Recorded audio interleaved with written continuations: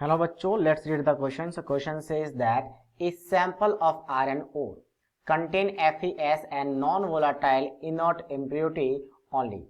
Roasting of this ore converted all the FeS into Fe2O3 and a 4% loss in the weight was observed. If the mass percent of FeS in the ore is X, then the value of X by 11 is, where the mass of the Fe is given 56. क्या बोला गया यहाँ पे बोला गया कि आपके पास क्या हो रहा है, पार्शियली, यानी कि पार्शियली क्या हो रहा है आपके पास, सॉरी यहाँ पे FeS है, उसका हमें क्या करवाना है, रोस्टिंग करवाना है। ठीक है, सो FeS का अगर मैं रोस्टिंग करवा दूं, मतलब ऑक्सीजन के प्रेजेंस में, O2 के प्रेजेंस में, तो यहां से क्या बन जाएगा, यहां से आपका एक तो Fe2O3 बनेगा, यहाँ पे ऑलरेडी गिवन है, और जो सल्फर है वो खुद कन्वर्ट हो जाएगा आपका SO2 में। अगर बैलेंस करना चाहो तो मुझे यहाँ पे 2 लिखना पड़ेगा ताकि बैलेंस हो जाए। Fe बैलेंस हो गया, और सल्फर की बात करें तो सल्फर 2 है, तो सल्फर यहाँ पे 2 लिखना पड़ेगा ताकि सल्फर भी बैलेंस हो जाए। तो आपका Fe बैलेंस, सल्फर बैलेंस, अब यहाँ पे 2 2 4 और 3 7 है, तो यहाँ पे 7/2 लिखना पड़ेगा। 7/2 लिखेंगे तो ऑक्सीजन भी क्या हो जाएगा, बैलेंस हो जाएगा। अब यहाँ पे बोला गया कि इसका जो मास परसेंटेज है FeS का, उसका x मान ले, तो वैल्यू ऑफ x बाय 11 पूछा गया है। सो अगर मैं मान लो कि इसका मास अगर x है, तो y क्या मान लेंगे, इम्प्योरिटीज का मास मान लेंगे, इम्प्योरिटीज, क्योंकि इम्प्योर है, इम्प्योरिटीज भी प्रेजेंट है, और टोटल मान लेते कि 100 है, मतलब इम्प्योरिटीज और जो प्योर फॉर्म है FeS है, दोनों को मिला के 100 है, 100 ग्राम है, तो उसमें से x ग्राम किसका, FeS का है, x ग्राम।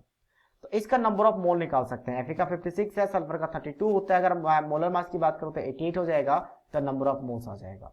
तो वहां से इसका भी नंबर ऑफ मोल्स निकाल सकते हैं। नंबर ऑफ मोल्स कैसे आएगा, तो नंबर ऑफ मोल्स के कोफिशिएंट देखा जाए तो यहाँ पे 2 है और यहाँ पे 1 है, तो इसका जस्ट हाफ, तो इस वैल्यू का भी जस्ट हाफ क्या आ जाएगा, number of mole of this compound, यानी कि 1/2। अब यहां से इसका मास निकाल सकते हैं, मास कितना हो जाएगा इस कंपाउंड का, तो मास कितना है, तो मास बेसिकली हम क्या करते हैं, जितना भी नंबर ऑफ मोल्स अपन ने निकाला है उसको मल्टीप्लाई करना है मोलर मास से। तो मोलर मास कैसे निकालेंगे, तो मोलर मास Fe का 56 मल्टीप्लाई 2 और ऑक्सीजन का 16 मल्टीप्लाई 3, तो ये आ जाएगा 160, यानी हम ये कह सकते हैं 80x बाई, इसको 2 से एक बार हम कैंसिल आउट कर देते हैं, ठीक है, 80x बाई 88, इतना हो। अब ये मास आ चुके हैं। अगर मैं बात करूं कि आपके पास यहां से जो आपके पास मास है, या फिर इसको मैं और डिवाइड कर दूं, तो ये वैल्यू आ जाता है 0.909 x ग्राम, इतना मास आ गया इसका।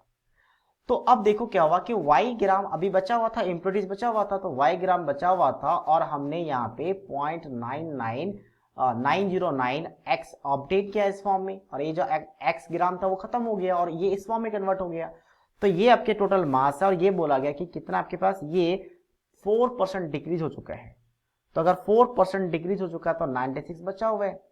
तो अब मैं इसके साथ इक्वेट करूं तो x इन दोनों का, या फिर इसको ऊपर लिख दो कि y plus x is equal to क्या हो जाएगा, 100। तो यहां से देखा जाता है वैल्यू ऑफ x निकाल सकते हैं, इसको हम क्या करते हैं, सब्ट्रैक्ट कर देते हैं, ये सब्ट्रैक्ट होगा, ये कैंसिल आउट, तो ये वैल्यू कितना बच जाएगा आपका, सब्ट्रैक्ट करने के बाद 0.091x बचेगा, इज इक्वल टू क्या हो जाएगा, 4। तो यहां से x का वैल्यू क्या हो जाएगा, अगर मैं x का वैल्यू निकालना चाहूं तो x हो जाएगा 4 डिवाइडेड बाई 0.091, तो ये वैल्यू आ जाता है अप्रोक्सीमेट 43.95, जिसको मैं 44 मान सकता हूं। तो फाइनल आंसर क्या करना है आपको, जितना निकला x का वैल्यू उसको 11 से डिवाइड करना है, तो x 44 के आसपास है, उसको डिवाइड करेंगे 11 से, तो फाइनल आंसर क्या आ जाएगा, 4 आ जाएगा। So this is the final answer of this question 4। So I hope you understood it well, all the best.